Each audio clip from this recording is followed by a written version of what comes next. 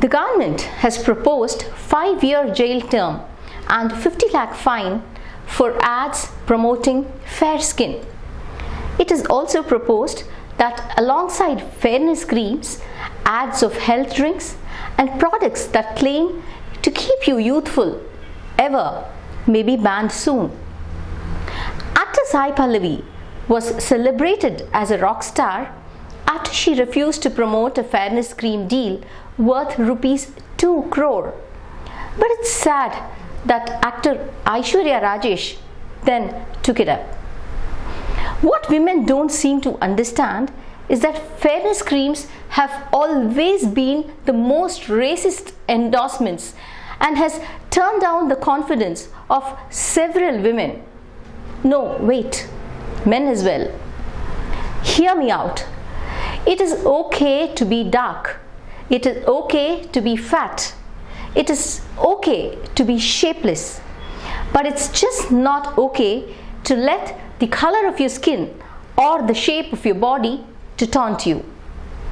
There are several studies that reveal that women and sometimes men have suicidal thoughts over their body image.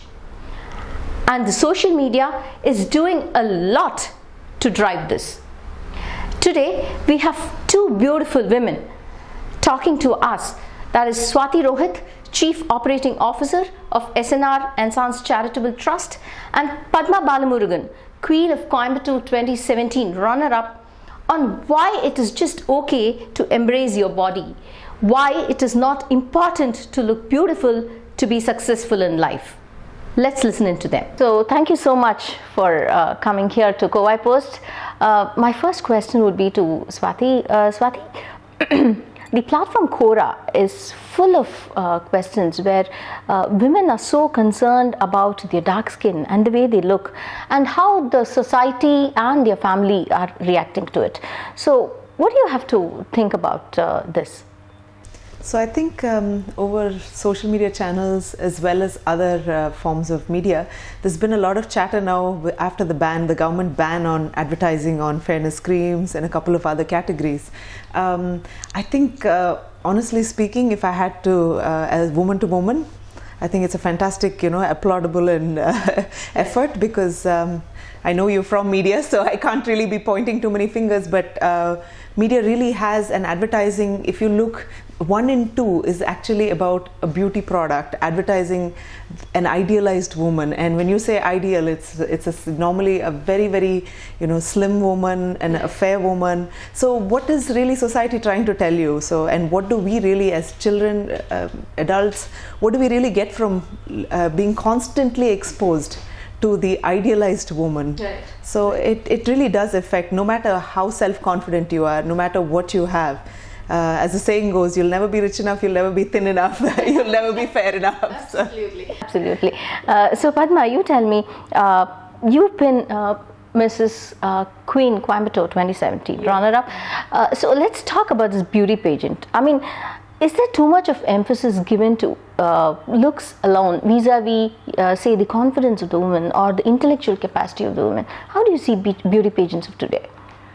Beauty pageants of today, actually, they concentrate more on the way you speak and the way you walk on stage. It's not about beauty, but then constant criticism, that's what you actually have to stop criticizing each other and comparing each other.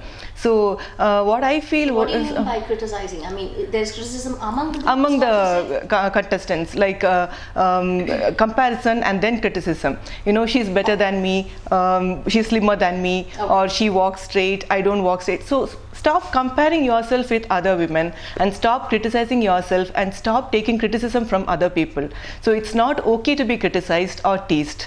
So you stop criticizing and stop taking criticism also. So Swati, have you seen beauty pageants which concentrate more on anything else other than beauty, really? So growing up, I think we all were exposed to the Miss Universes and the aura of Sushmita Sen and the era of Aishwarya Rai and all of them. So undeniably, they were very intelligent women. yes, Absolutely. but the focus always was on what she wore, how she looked, and how she carried herself. It was never about. And her color as well. But How I many think, dark girls have yeah. you So seen? Sushmita Sen, I think, kind of managed to break the barrier on that one, and that's fantastic for women to see inclusivity and The see degree people is of different. less. I mean, Yeah, not it is very- less, of yes. course. So it's just a comparable thing, and but yeah, there was a lot of emphasis to beauty rather than brains. Okay. Yeah. And what do you see among the student community, being an So, educationist? As an educationist, I see more young kids, and when I say kids, it's both boys and girls with body image issues, color issues, size issues, and all this shouldn't be, because we are more educated today. We have better access to knowledge, all of that, but we constantly keep the image doesn't change. Advertising doesn't change. They're constantly bombarding you with the images of perfect beauty, perfect sizes. Even the boys are feeling pressure to have perfect bodies. Absolutely. So, where does that stop? So, really, at the end of the day, I don't think we've done a good enough job yet at tackling that issue. And I think parents should spend more time, schools should spend more time with actually talking through all of these issues with their children. Yeah. So, Padma, do you think there's a confusion that exists? I mean, fitness vis-a-vis being thin. Is there a confusion? A person who's thin, or maybe even having a zero figure, need not necessarily be fit. So, do you think there's a confusion? Of course, because see, first of all, there's nothing called shapeless. Everything is a shape. Everybody, all of us have a good shape. Absolutely. And we are all actually, we should be healthy and not thin or fat. It's totally different. And when you talk about a balanced diet or fitness, for example, if I'm telling somebody that I'm on diet, I'm on balanced diet, the minute they ask me is, why do you have to be on a diet? Right. So it's not like that. Diet doesn't mean that you're starving. That diet means eating healthy and you have a balanced diet. That's what you call actually healthy living. Okay, and exercises and everything you need to maintain yourself. So when I exercise or when I go for walk, immediately people ask me, why do you need all this? Right. Yes, I do need all this to maintain myself. So being fit is totally different from being thin and being fat. Being fit is healthy living. If I may add to that, a lot again is being said about sizes, and when she says fitness and being thin or being fit, right? At the end of the day, we're all guilty of trying a new fad diet. We're all guilty of at some point. But then when it becomes about health, when the question comes to health, I think people start differentiating between fitness and being thin. Right. So, but with the younger generation, maybe they have that problem of either being thin or fit. But as you get older and lifestyle diseases start to catch up, then it's less a question of thin and more a question of fitness. Absolutely. And so Padma, again, do you see that the endorsements of the beautiful women, be it actors or those that have won titles like you, are kind of some way misleading women, students, and kind of making them very conscious about the way they look? Because for the actors or people who won titles, it may be money. It may be a matter of money, but then at that cost, are we kind of compelling or forcing such misleading ideologies into women? Definitely yes, because when I see fairness products and other cosmetics, they always go for models who are fair and they do not get good jobs because they are dark. All this is shown, but it's not true. Dark skin is equally beautiful and fair skin is equally beautiful. See, we all have to embrace our own skin tones. Yeah. And talking about actors and actresses, yes, definitely it's money for them, because most of them, they don't even know what the product is about. They don't even know that this particular cosmetics is good or not, or they don't even know what they are endorsing. So Vidya, while we were on the topic of endorsements by actors, actresses and beauty queens, I would like to ask you a question. So sure. What do you think is the role or this thing of media in all of this and advertising? Do you think that they are doing a good enough job, or do you think you with your publication is doing a good enough job to address this issue? Swati, I mean, on one side, I would say that we are guilty as much. Because when it comes to media, especially visual, we insist that the person sitting in front of the camera, the anchor or the reporter, should look presentable. Now, whatever that means. And having been in this profession for almost 2 decades, and I was earlier with the print, so when I had to go for an assignment, when I had to go to report, I perhaps didn't give much about the way I looked, but when I have to now sit in front of the camera, this concept of being presentable is always now it's become more of an effort, a strain, whatever you call it. But as far as Coimbatore is concerned, I am very clear. I do not insist that my male or female reporters go with a lot of makeup or go to assignments fully decked up. That's not something that I insist on. You could take a look at our YouTube channel. We have we have presentable in the sense that it's okay, it's absolutely okay to be the way you look, but I do agree that there are, television channels in general are very keen on good looking faces. That I think there needs to be a change on that, definitely.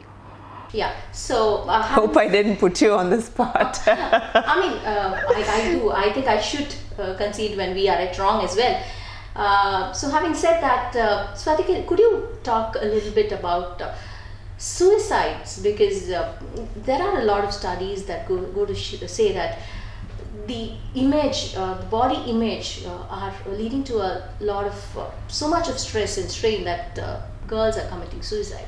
So as I was saying earlier, it's not just girls, boys too. Yeah, boys as well. Body image has a huge mental impact. So constantly you hear of younger and younger kids having problems with bulimia, anorexia. All of these really are serious illnesses, and I don't think we're that well equipped to to deal with these issues. Right. So the first thing you hear about your child come up to you and say, oh, you look at this, I'm too fat, I think I'm not good looking, and all of these things. We really need to start taking them seriously, because if the child feels that it's okay to voice it, that's great. So you really need to embrace that and take that opportunity to sit with the child. And this is a small, people actually consider it a small problem, but statistics show that body image also has a huge impact on suicides, and this is something that's totally preventable. Right? You could switch the plates on this one, and and work with the child. There are so many good resources out there.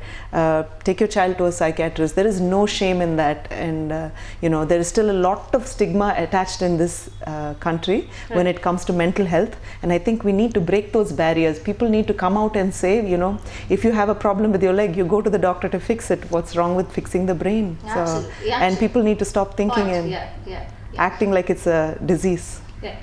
So Padma, because of social media, do we see a lot of trolling? Do we see a lot of disgraceful comments, remarks whenever a woman or a man who is not well shaped puts up his or her photo? We cannot stop social media people from trolling or creating memes, but then what affects the people, the way you talked about suicide and all that, what affects people most is criticism from people they love and adore. For example, parents themselves telling their daughters to lose weight, otherwise you won't get a good husband.